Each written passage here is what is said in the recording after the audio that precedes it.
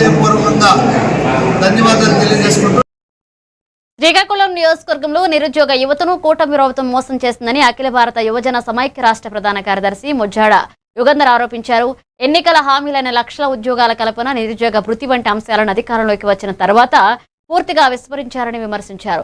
శ్రీకాకుళంలోని క్రాంతి భవన్లో నిర్వహించిన పాత్రికేయ సమావేశంలో ఆయన మాట్లాడుతూ గత ఎన్నికల సమయంలో సంవత్సరానికి 4 లక్షల ఉద్యోగాలు కల్పిస్తామని లేదా నిరుద్యోగులకు నెలకు 3,000 భృతి ఇస్తామని హామీ ఇచ్చిన కూటమి ప్రభుత్వం ఆ తర్వాత హామీలను అమలు చేయడంలో విఫలమైందని అన్నారు.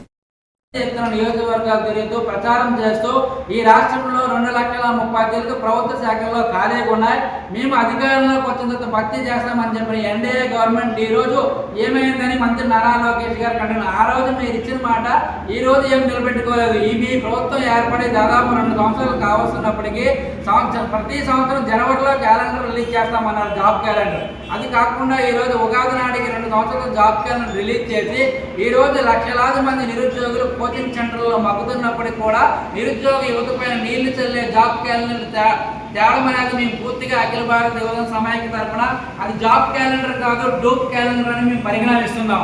అదే కాకుండా తక్షణమే ఎన్నికల్లో మీరు సూపర్ సిక్స్ భాగంలో తక్షణమే 3,000 రూపాయలు నిరుద్యోగ వృత్తి ఇస్తాము ఎన్నికల అధికారానికి వచ్చిన తర్వాతనే నారా చంద్రబాబు నాయుడు గారు ప్రకటించడం జరిగింది.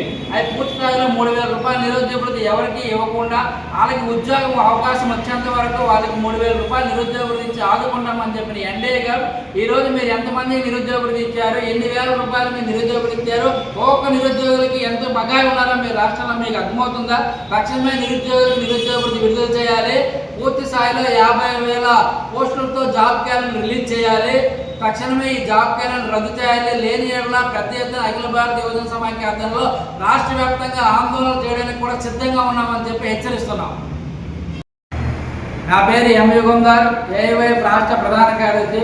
ఉగాది నాడు నిరుద్యోగ యువత తీర్పుకోవాలని చెప్పిన మంత్రి నారా లోకేష్ గారు నిరుద్యోగ యువకుల పైన నీళ్లు చల్లారు.